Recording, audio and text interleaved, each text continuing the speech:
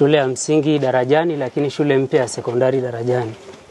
Mradi huu unafadhiliwa na Mamlaka ya Elimu Tanzania, ambao umetufadhili majengo yenye thamani ya shilingi milioni 146, 164 na 242, na tumeanza kutekeleza mwaka jana mwezi Juni, na tunategemea mradi huu kamilike Aprili 30.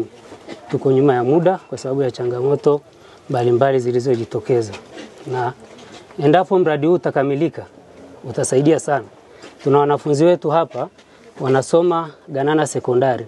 Mtoto wa mwisho kwenda Ganana Sekondari, kwenda na kurudi anatembea zaidi ya kilomita 20 ndio anafika Ganana Sekondari. Kwa hiyo endapo mradi huu utakamilika, wale wanafunzi watapata nafuu ya kupunguza umbali. Na sio Ganana tu, tuna vitongoji vya jirani kama Machakos, tuna shule mpya ya Gunila, ambapo pale shule ya kata ni Dumbeta. Kwa hiyo kutoka Gunila kwenda Dumbeta ni mbali zaidi. Kwa hiyo tunategemea pia itawapunguzia umbali wale watoto wanaotoka Gunila waje wasome hapa. Otherwise, hongereni, mradi ni mzuri na plani za kumaliza kesho kutwa nadhani sio mbali. Na mimi nina ziara huku tarehe 30. Nadhani tarehe 1 mwezi wa 5 nikute huku. Niwe na mradi wa kwanza wa kuangalia tarehe 1 mwezi wa 5. Najua itakuwa Alhamisi. Nitakuja hapa. Karibu mheshimiwa. Angalia, najua nitakuta pameshaenda vizuri, lakini mmejenga vizuri, hata vyoo ni vizuri sana. Ni vizuri sana.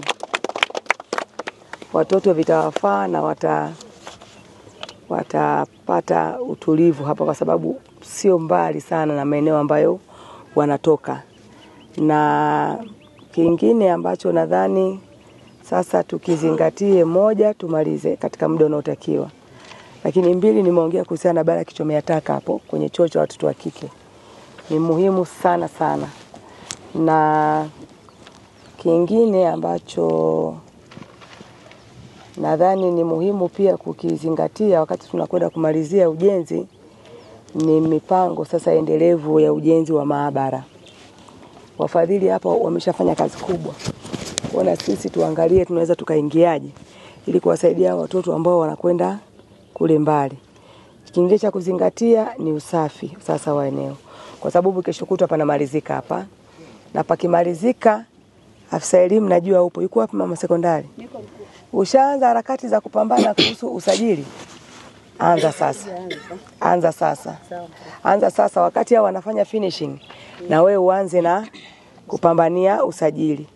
Ili tukimaliza kesho kutwa pameshaisha kabisa, inawezekana tukaanza kuhamisha baadhi ya watoto ambao wanakaa mbali kuwaleta huku. Kwa hiyo 1 usajili pamoja na walimu. So far naona mradi ni mzuri sana sana. Hongereni sana. Asante mheshimiwa.